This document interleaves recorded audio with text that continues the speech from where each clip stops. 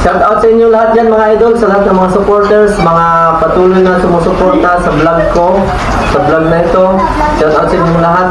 Ingat kayo parati, lalong-lalo na sa mga sponsors na nakapag-sponsor sa aking mga vlog, sa mga mababait na mga sponsors na may magagandang kalooban. Kay Ate Tats Walker, kay Ate Charma, kay Ate Taker, kay Ate Amabila Risi, kay Ate Adelina Bernal. Ito si Ate Amabila Risi mga idol, i-support nyo po mga idol yung channel niya, Twin Bill mga idol. Makikita nyo po yung channel niya, Simple Bella. Yan po, makikita nyo po, support nyo po channel niya. Ito po mga idol, papakita ko sa inyo dito. At saka si Ate Adelina Bernal mga idol, Pinay in Guam. Support nyo rin po channel niya mga idol. Ito po yung channel niya mga idol. Support nyo rin. Si Ate Taker, support nyo rin po mga idol. Si Ate Angelica mga idol, ito po yung channel niya. Si Sir Danny Makasait, yun, gusto ko nang nakalimutan. At saka si Ate Kin Pinaspam. Shout out sa inyong lahat dyan. So, nandito po tayo, nakikidalamati po tayo sa pamilya Ate Hailey.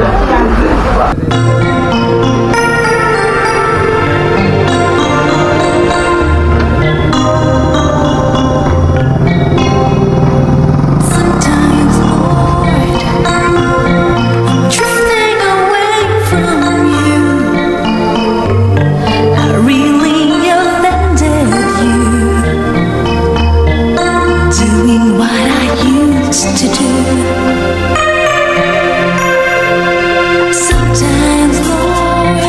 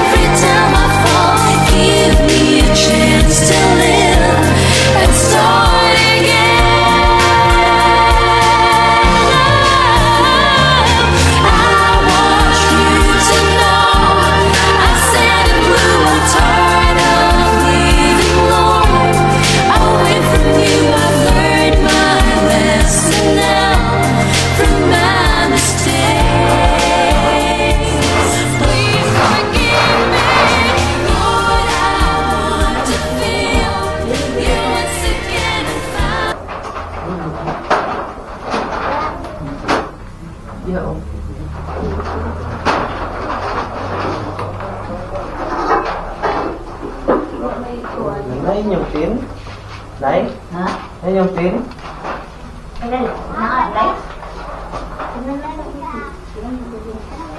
Working mo ko na?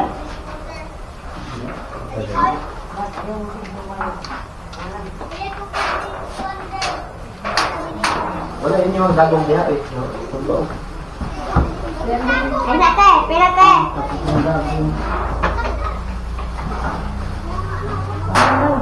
Wala sa rin. Nay, Hindi, okay na naglalagay kaya. Di ba balita ko sa video? lagong ha? Dagong, malaki dagong niya. Yan.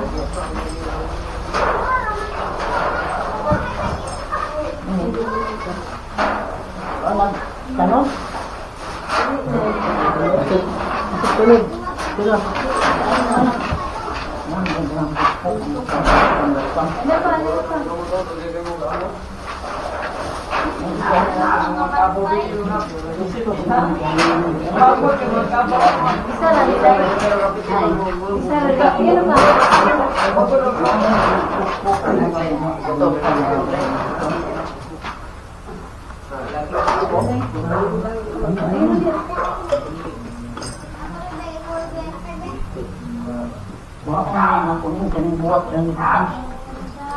Sige lang, ayun lang.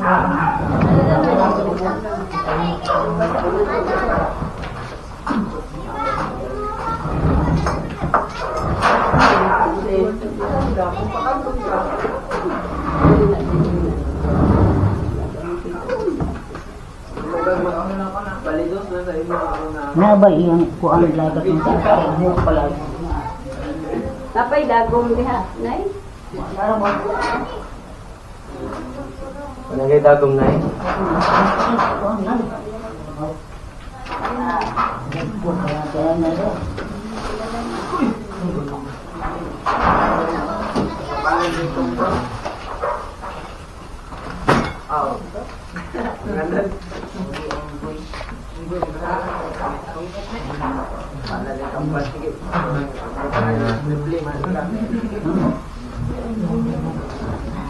Kasama si Kuya.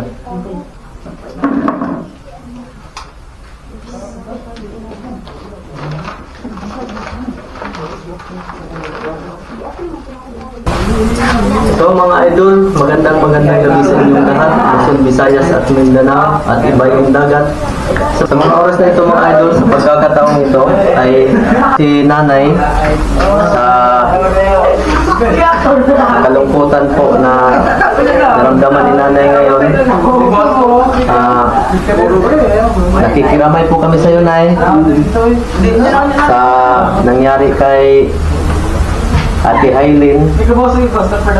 Nung time na pumunta kami dito, umiyak pa siya, humingi ng saklolo para matulungan. Tapos di natin inakala na darating yung mga ilang araw simula nung nandito ako, ay ito na po, nagpahinga na po si Ate Aileen na maalam na po sa inyo. So kayo po na mga nasaan sila, Lay? Lay, dali ka, Lay.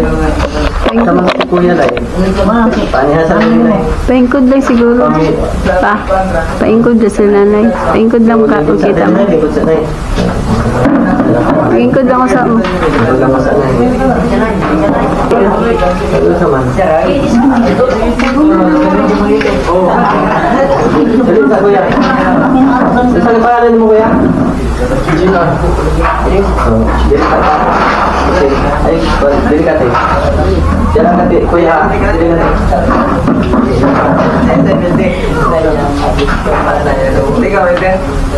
So lahat po kami nakidalamhati po sa inyo, inyong kasubo. So condolence sa pag-iya ninyo, Mama. So mga idol, ito yung dalawang anak ni Ate Aileen, tapos ito si Nanay. So nalulungkot po sila ngayon dahil sa mga nangyari na hindi namin akalain. Kahit ako sa kasubo nga gibati ninyo karon, iya po'y gibati namo nga sa mga pipila ka adlaw gikan sa pagganyan na po diri napurat na lang ko sa gibalita nga si Ate Aileen. Wala kinsa man to nagbalita sa ako Ikaw? So, nakurat ko, pag message mo sa ako, ang inana si mama, wala na. Grabe yung kurata din ako. Kaya kilalang kaadlaw, gitan atong pagdinganin na ako dili, di ba, Nay? So, nangayo pa si Ate Hailin. Tabang sa mga makakita sa iyang video. Nanawagan pa siya para matulungan siya sa kanyang sitwasyon. Siya yung tinulungan ni Kapitan Dodong Turyon dito sa Barangay Dulag upang makarating ng Davao, upang ma-hospital sa BMC hanggang sa inirepair papuntang Davao. Davao Regional Medical Center. So, pagdating doon sa Davao, hindi po siya nagamot. Umuwi po silang luhaan dahil po wala silang kapira-pira, hirap sila sa buhay, wala silang matulugan, gutom na sila. Nakiusap sila, mga idol, sa bus station para makasakay ng libre pauwi dito sa Butuan, kaya lang tinanggihan sila. May 300 na tira sa kanila, na hinahawa kanila 300. Ang ginawa nila, namasahe sila papuntang City Hall para makahingi ng tulong. So, nabutan sila ng 3,000. Ayun, nakauwi sila dito sa Butuan City. Ang masaklap pa, mga idol, nung dumating sila dito, hindi na sila pinatuloy sa bahay na tinutuluyan nila. Dahil po siguro may mga circumstances na talagang ayaw na sila patuloyin. So, si Kapitan Dodong Turyon po, shout out nga pala kay Kapitan Dodong Turyon. Napakabait po na kapitan dito sa Barangay Dulag. So, sana po mas dumami pa yung mga katulad nyo na may magandang kalooban para sa pagtulong sa mga kapwa natin. So, deserve nyo po na magiging kapitan sa lugar na ito. So, tinulungan po sila ni Kapitan, mga idol, para mabigyan sila ng pansamantalang tirahan. Nag-iusap si Kapitan sa mga barangay council, sa mga opisyalis, at dito sa presidente ng Office of the Senior Citizen. Ito po, mga idol, Office of the Senior Citizen, ito mga idol, itong opisina na to. Opisina ito ng mga matatanda, mga idol, ng mga senior citizen. Pinagamit para sa kanila, para lang mabigyan sila ng pansamantalang shelter habang ginagawa pa yung bahay nila, na hanggang ngayon kalansay pa rin, walang dingding, walang sahig at walang bubong. Nung nilapit sila ni Kapitan, sobrang awang-awa po ako, mga idol, nung inilapit sila sa akin ni Kapitan. Sobrang awang-awa po ako. Kaya yon, ito ngayon, hindi natin nakala na darating tayo sa puntong ito, sa mga oras na to, na si Ate Hailin ay talagang kailangan na niyang mamaalam. So, nandito po kami para makipagdalamhati kung ano man yung kalungkutan na naramdaman ng dalawang bata na to at saka ni nanay, ay kalungkutan po din namin bilang isang nag-charity at sa mga nakapag-sponsor kay ate simula nung una. So, shout out dyan kay Ate Leticia Dokilo. Ate Leticia, ito po yung isa sa mga na abutan natin ng tulong, na maswerteng nakatanggap ng bigas natin na pang-ayuda para sa mahihirap. Hindi natin nakala na magkaroon ng ganitong kaganapan. So, maraming salamat po sa inyo. Pakabuti niyo po, Ate Leticia. Sana po dumami din po ang mga katulad ninyo. Salamat din po kay Ate Adelina Bernal na nagpaabot din ng tulong para sa pamilya ni Ate Hailin, kay nanay at sa dalawang anak niya. Salamat din po kay Ate Amabila Risi na nagpaabot din ng tulong para sa kanila. Ang lahat ng ito ay nakitiramay po sa inyo, sa lungkutan nyo. So, meron po tayong dala, isang sakong bigas, mga idol. Meron po tayong dala, isang sakong bigas. Tapos, mga groceries po. Yan. So, dala-dala po natin itong mga idol. Bubuksan pa ba natin ito? Hindi na. Bubuksan natin. So, ito po mga idol. Dahil dito mga idol, groceries kasi, sinamahan ko ng mga sabon. Magagamit din nila. Pero, yung pinaka-point talaga dito mga idol, bumili din talaga ako ng disposable cup kasi magamit nila mamaya-maya kaunti. Dadami na po yung mga tao na maglamay dito. So, dito yung mga kape.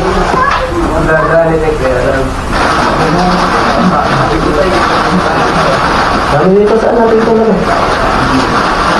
Ay, yan. Yan sila eh. Dito yung mga kape. Dito yung mga kape galing. Noodles.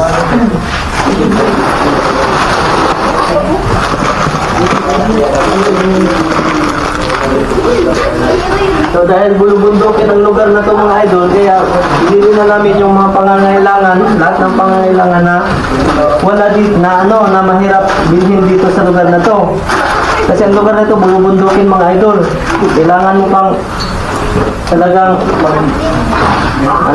laan ka ng oras sa biyahe. Ito na yung magagamit ko na yun para sa pangano. Pagkakit natin sa mga bisita natin mamaya.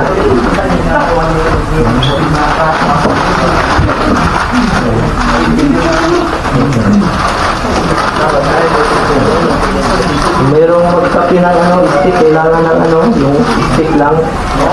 Para gamitin natin. So ito hindi, pangilagay natin. Kung sakaling pinang dito mag-bindi.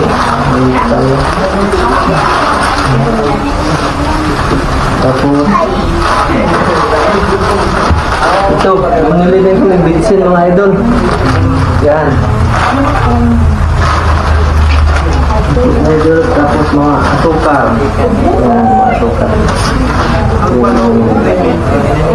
Tapos ito, mga canned goods mga idol. Yan, corn beef, beef loaf. Saka bumili din tayo tuyo.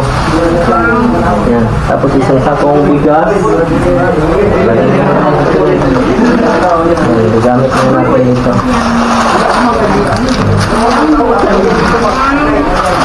So, ang lahat ng ito mga idol, ipinagkaloob ni Ate Amabila Risi, ni Ate Adelina Bernal, at ni Ate Leticia Dopilo, na siyang unang nakapag-abot ng tulong para sa kanila nanay. Nung nabalitaan nila na ganito ang nangyari, kaya nagpadala sila ulit ng tulong para sa inyo. So mga idol, bukod dyan mga idol, may pagkakaloob pa rin tayo na nakas para sa kanila.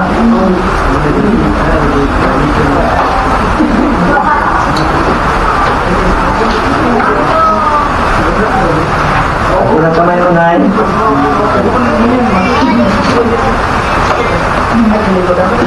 500, 1,000. 1, 2, 3, 4, 5, 6, 7, 8, 9, 10, 2,000. 1, 2, 3, 4, 5, 6, 7, 8, 9, 10, 3,000. 3,000, 50.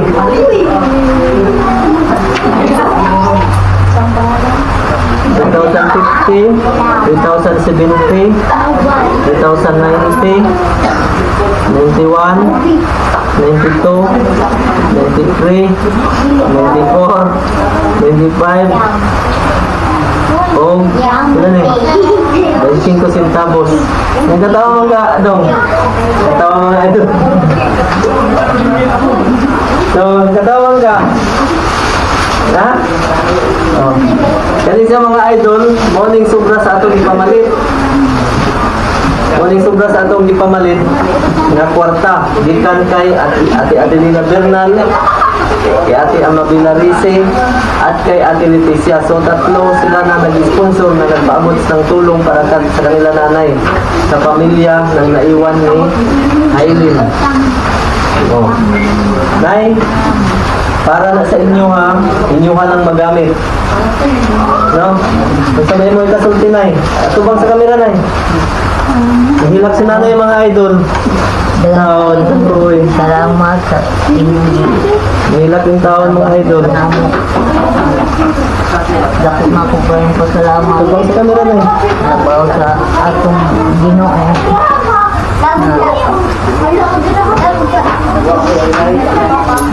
Hatag sa hinabang. Maraming salamat. God bless you all. Ano, tatawa kong ka. Tatawa si mga idol, talagang naano ako nitong bata na to kasi ano to eh, perfect attendance, no? No? Perfect attendance mga idol sa kanyang pag-aaral. Nakatanggap siya ng award. Perfect attendance po. Nung graduate siya mga idol, si kuya lang yung nandyan. Si mama niya hindi nakadalo kasi may sakit. So itong bata na to mga idol, siya yung nagbalita sa akin na sir, si mama wala na. So mga idol, sa oras na to mga idol, puputulin na lang po natin ang video nito.